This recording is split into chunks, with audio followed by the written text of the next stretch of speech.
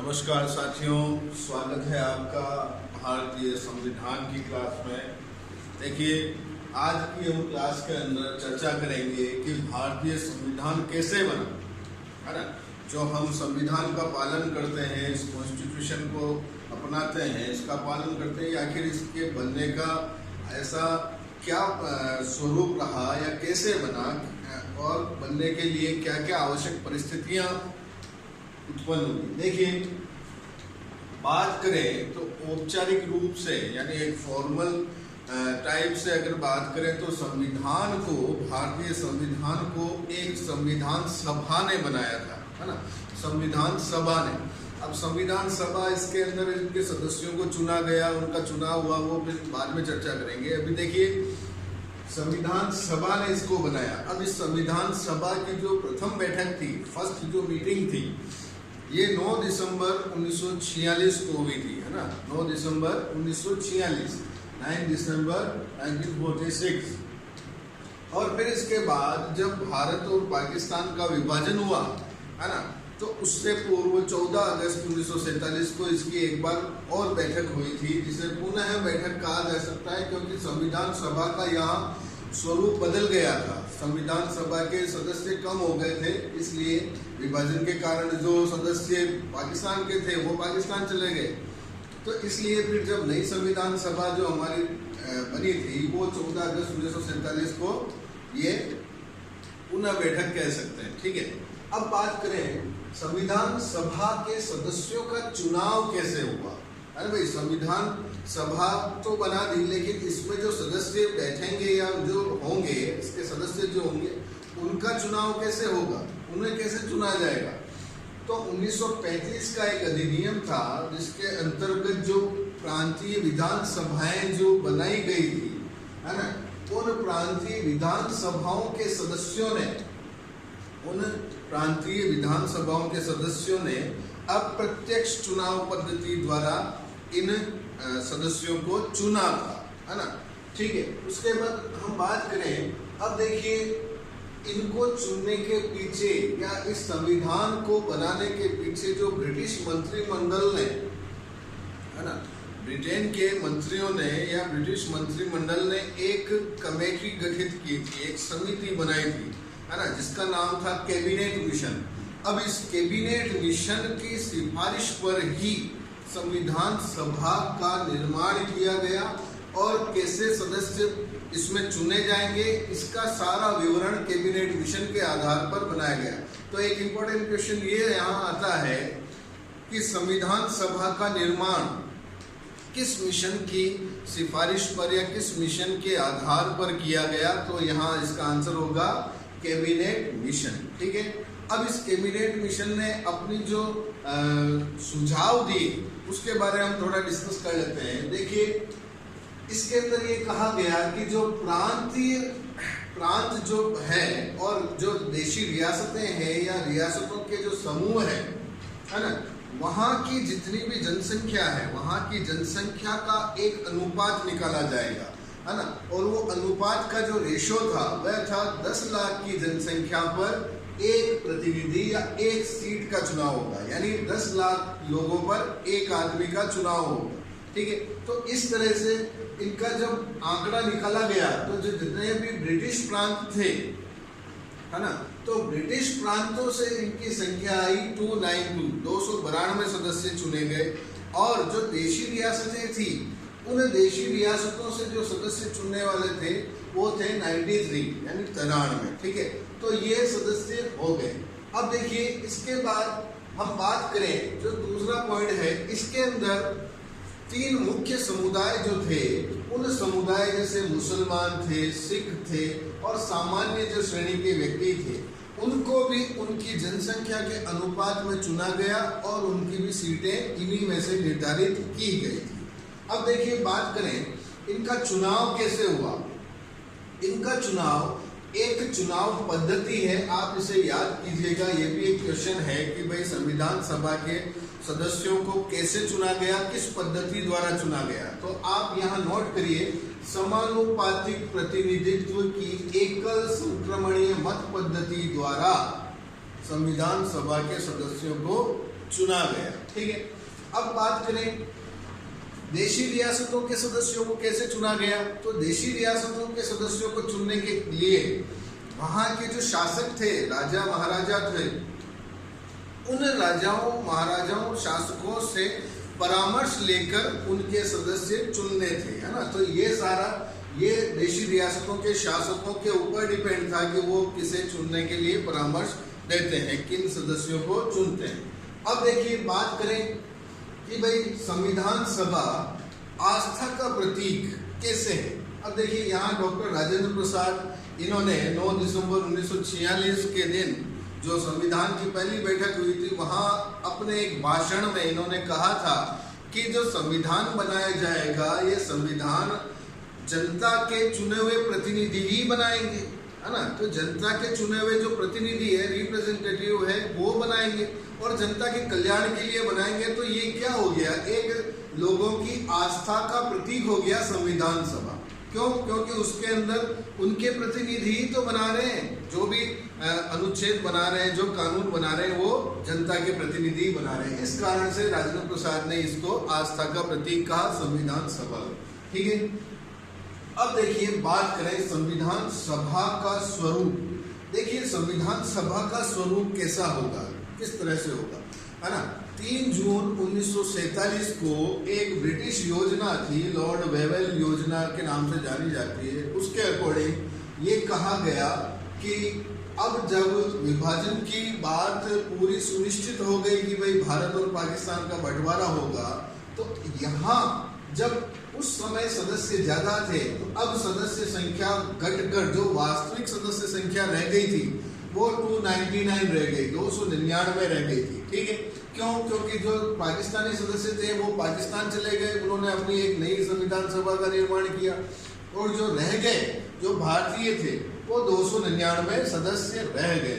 ठीक है, अब फिर उसके बाद जब संविधान लगभग बनकर पूरा हो गया था 26 नवंबर 1949 को, 1949 को, उस दिन संविधान को लागू करना था, परंतु संविधान को पूर्णतः लागू नहीं किया गया, आंशिक रूप से लागू किया गया, क्योंकि कुछ अनुच्छेद ही उस दिन लागू हुए। और इसके कारण मैं आप बता देता हूं भले ही कि भाई 26 नवंबर को संविधान पूर्ण हो गया था, लेकिन हमारा संविधान, हम ये पढ़ते आए हैं बचपन से कि संविधान कब लागू हुआ, तो हम ये कहते हैं 26 जनवरी 1950 को लागू हुआ। और क्यों हुआ इसका कारण बताता हूँ। देखिए 26 जनवरी 1931 के दिन लाहौर में रावी नदी के तट पर जवाहरलाल नेहरू ने तिरंगा झंडा फहराया था और पूर्ण स्वराज का एक नारा दिया था। इस कारण से इस 26 जनवरी को मेमोरेबल या स्मृति में इसमें मतलब इसे याद रखने के लिए एक संविधान 26 जनवरी को लागू किया गया था। ठीक है, अब देखिए, अब 26 नवंबर की बात करें, 26 नवंबर 1949, 26 नवंबर को हम विधि दिवस के रूप में भी मनाते हैं। तो यहाँ उस दिन संविधान सभा के 284 मेंबर उपस्थित थे, 284 मेंबर्स वर प्रेजेंट देयर, है ना। तो इन्होंने संविधान के ऊपर अपने हस्ताक्षर किए और इसे पारित किया। ठीक है, अब देखिए यहाँ बात आती है कि संविधान सभा के सदस्य, ये 284 सदस्य, 299 सदस्य जो है, इन्होंने संविधान का निर्माण किया। अब देखिए निर्माण करने के लिए अनुकूल परिस्थितियां नहीं थी भारत के अंदर। क्यों? क्योंकि जो संविधान सभा के सदस्य थे ये अत्यधिक दबाव में थे, है ना। क्योंकि उस समय का जो माहौल था, विभाजन का माहौल था, लूटपाट, हिंसा, आगजनी, इस तरह का जो माहौल था, दंगे थे, है ना। तो यहाँ इतना दबाव होते हुए भी संविधान सभा के सदस्यों ने, इन्होंने पूरे धैर्य से, धैर्यपूर्वक, है ना, धैर्यपूर्वक संविधान का निर्माण किया, बिना किसी तरह के दबाव को अपने ऊपर इन्होंने बर्दाश्त करते हुए एक पूरा धैर्य का परिचय दिया। और उस धैर्य का ही परिणाम हमारा एक अच्छा संविधान निर्माण हुआ। ठीक है, अब बात करें, अब देखिए इसके अंदर, इन सदस्यों के अंदर जो पिछड़े हुए वर्ग थे, जिसके अंदर अनुसूचित जातियों की भी संख्या रखी गई थी, और वो अनुसूचित वर्ग के सदस्य 26 सदस्य थे। ठीक है, और उस समय जो राजनीतिक दलों के अंदर जो कांग्रेस पार्टी थी उसका एक अच्छा वर्चस्व था, है ना, पूरे भारत के अंदर कांग्रेसी नेताओं को आदर से देखा जाता था, उनकी बात को सुना जाता था, समझा जाता था और उन्हें अप्लाई किया जाता था। तो एक कांग्रेस का एक अच्छा बेस था, एक अच्छा आधार था, एक वर्चस्व था। तो कांग्रेस को उस समय के 82% सीटें प्राप्त हुई थी, है ना, 82% सीटें इन्हें प्राप्त हुई। अब बात करते हैं संविधान सभा के कामकाज की शैली क्या थी। देखिए कामकाज की शैली, संविधान सभा के जो सदस्य थे सभी के मत एक से नहीं थे, है ना, अनेक मतभेद थे। कोई एक किसी बात को कहता तो दूसरे सदस्य उसकी बात की या तो उसको सुझाव देते थे या आलोचना करते थे, यानी उनमें एक मतभेद, वैचारिक मतभेद था। फिर भी यहाँ क्या हुआ कि अब यहाँ अनेक मतभेदों के बाद जो निर्णय लिए गए, जैसे कि भारत की शासन प्रणाली कैसी होनी चाहिए, केंद्रीकृत होनी चाहिए या विकेंद्रीकृत होनी चाहिए, ठीक है। भाई केंद्रीकृत में तो केंद्र को ज्यादा मजबूत बनाना है या फिर विकेंद्रीकृत में राज्यों को या प्रांतों को मजबूत बनाना है। तो यहाँ पर भी इन्होंने आपसी मतभेदों को भुलाकर एक अच्छी शासन प्रणाली की स्थापना की।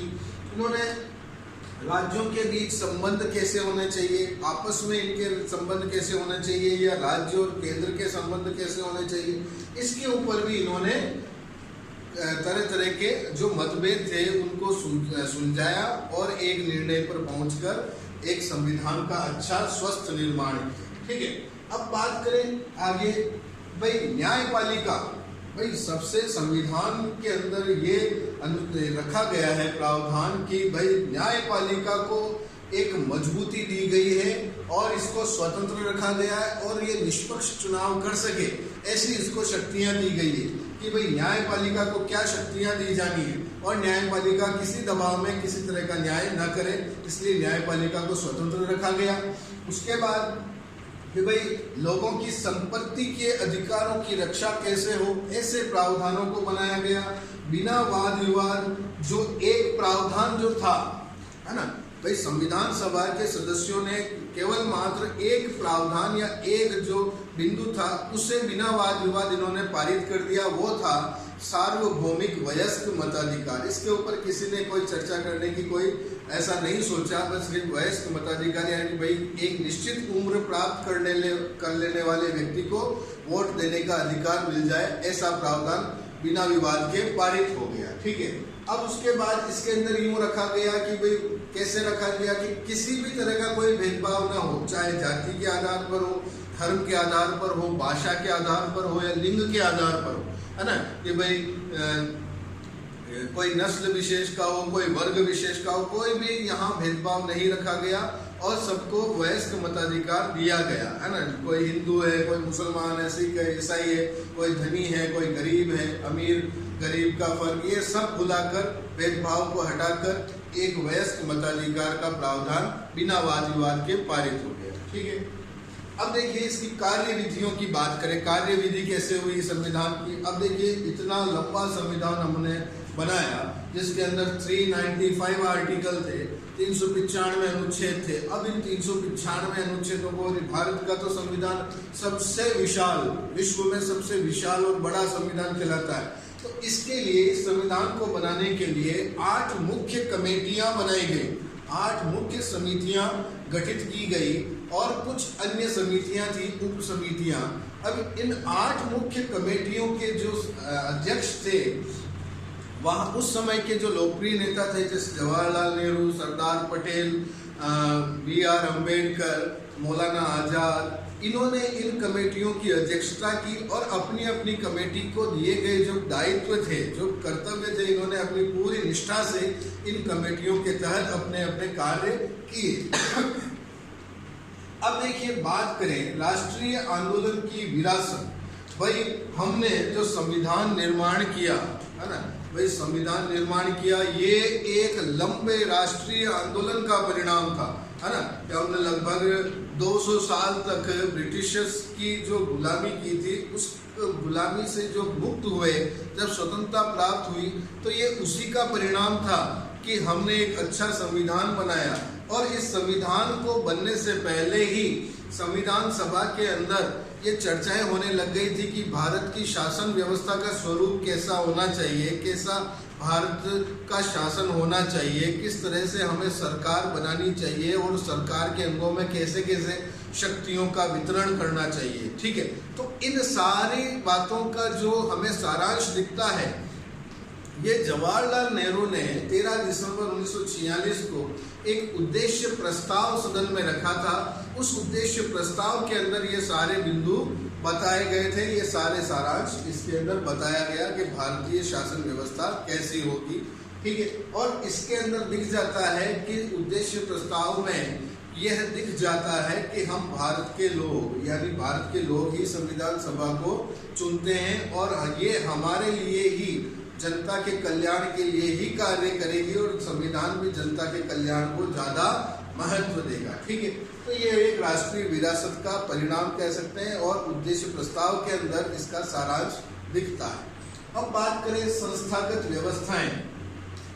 देखिए, संविधान के अंदर संस्थागत व्यवस्थाएं कैसी होनी चाहिए उसके बारे में भी, इसके बारे में भी इसमें बताया गया है कि जैसे कि सरकार जो मुख्य अंग है, जैसे विधायिका, कार्यपालिका और न्यायपालिका, इनके मध्य कोई तरह, किसी तरह का कोई मतभेद ना हो, कोई किसी के कार्यों में हस्तक्षेप ना करें और एक अच्छा आपसी तालमेल बनाकर कार्य करें और पूरे समुचित संतुलन से ये कार्य कर सके। ऐसे प्रावधान भी बनाए गए कि भाई इनको अलग अलग शक्तियां दे दी गई और शक्तियों का वितरण कर दिया गया, तो आप अपनी अपनी शक्तियों का उपयोग करके अपने अपने क्षेत्र में कार्य करें, ऐसा प्रावधान बनाए गए।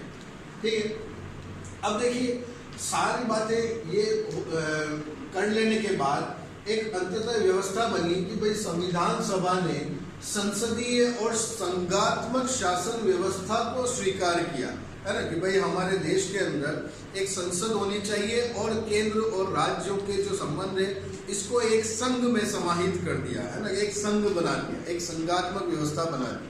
अंततः यह जो संविधान सभा का एक प्रावधान निकला। इसी और इसे संविधान को बनाने के लिए हमारे जो विद्वान थे, संविधान सभा के सदस्य थे, इन्होंने विभिन्न देशों के जो संविधान बने हुए हैं उन सभी संविधानों का अध्ययन किया और जो हमें हमारे उपयोग की जो सामग्री लगी, इन सारी सामग्रियों को उन संविधानों से ग्रहण किया, है ना। अब ग्रहण किया, यहाँ कह देते हैं कि भाई नकल की। देखिए, नकल का कोई प्रावधान नहीं था, यहाँ इसको नकल नहीं कह सकते, ये इसको कह सकते हैं अच्छी बातों को ग्रहण करना। जब कोई हमें अच्छी बात मिल रही तो हम अच्छी बातों को ग्रहण कर लेते हैं और बुरी बातों को या बुरी चीज़ों को त्याग देते हैं। तो हमारे संविधान निर्माताओं ने भी इसे अच्छी, दूसरे देशों के संविधानों से अच्छी बातों को ग्रहण करके नया संविधान हमारा निर्माण किया। इसी कारण कहने वाले इस संविधान को उधार का थैला भी कहते हैं, है ना, कि भाई इस थैले के अंदर उधार ले लेकर संविधान के नियम डाले गए। ठीक है, चलिए आगे बात करें। अब कौन कौन से देशों से क्या क्या प्रावधान लिए गए इसके बारे में आपको बता दूं। देखिए, ब्रिटिश संविधान हमारे ऊपर शासन भी ब्रिटिशर्स का था। और ब्रिटिश संविधान से क्या क्या बात ली गई कि भाई जो सदस्यों का जो चुनाव होता है, उस सदस्यों के चुनाव के अंदर जिसको सर्वाधिक मत प्राप्त होते हैं वो सरकार बनाते हैं, है ना, यानी बहुमत वाला जो सिद्धांत है ये ब्रिटिश संविधान से लिया गया। और कानून का शासन होगा और विधायिका में, जैसे लोकसभा में अध्यक्ष के पद की जो बात की जाती है, ये पद भी ब्रिटिश संविधान से ग्रहण किया गया। और कानून निर्माण की विधि, भाई कानून कैसे बनाए जाएंगे, ये भी ब्रिटिश संविधान से लिया गया। फिर फ्रांस से बात करें, फ्रांस से क्या लिया, भाई फ्रांस से लिया समानता, स्वतंत्रता और बंधुत्व की भावना। ठीक है, जो फ्रांस की क्रांति हुई थी उसके ये 3 नारे थे और ये 3 नारे एक अच्छे उपयोगी साबित हुए। तो इन 3 नारों को भी ग्रहण किया गया कि देश में ऐसी व्यवस्था होगी। आयरलैंड के संविधान से लिया गया कि भाई राज्य के नीति निर्देशक तत्वों को आयरलैंड के संविधान से ग्रहण किया गया कि भाई राज्य को निर्देश देते हैं ऐसे तत्व जो उसे उसकी शासन व्यवस्था को अच्छा बनाने का प्रयास करते हैं। ठीक है, फिर बात करें अमेरिका से क्या लिया गया। देखिए, अमेरिका से जो हमारे मूल अधिकार हमें दिए गए हैं उन मूल अधिकारों को, मौलिक अधिकारों की जो सूची है ये अमेरिका से ग्रहण की गई। जैसे हमें समानता का अधिकार, स्वतंत्रता का अधिकार है, शोषण के विरुद्ध अधिकार है, धर्म की स्वतंत्रता, ये जो हमें अधिकार दिए गए ये अमेरिका से ग्रहण किए गए। अब देखिए न्यायिक पुनरावलोकन, ये न्यायालय को ये शक्तियां दी गई है कि वो किसी ऐसे न्याय के जो विषय है उनके ऊपर वो पुनरावलोकन कर सके, यानी उनके ऊपर पुनः विचार कर सके। ये शक्ति भी, ये प्रावधान भी अमेरिका से लिया गया है। फिर बात करें न्यायपालिका की स्वतंत्रता। अभी मैंने आपको बताया था कि देश के संविधान को सफल होने के लिए न्यायपालिका का स्वतंत्र और निष्पक्ष होना जरूरी है। तो ये जो स्वतंत्रता है न्यायपालिका की, ये भी अमेरिका के संविधान से ग्रहण की गई।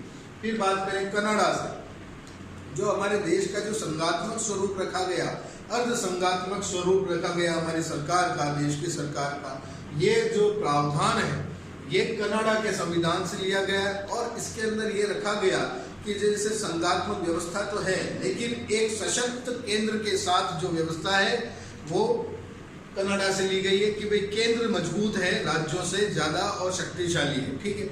फिर उसके बाद जो अवशिष्ट शक्तियों का जो प्रावधान रखा गया है कि भाई कुछ शक्तियां राज्य को दी गई है, कुछ शक्तियां केंद्र को दी गई है, और जो शक्तियां बच जाती है जिसे अवशिष्ट शक्तियां कहते हैं, जिसके ऊपर कानून निर्माण का अधिकार राज्य सरकार के पास भी होता है और केंद्र सरकार के पास भी होता है।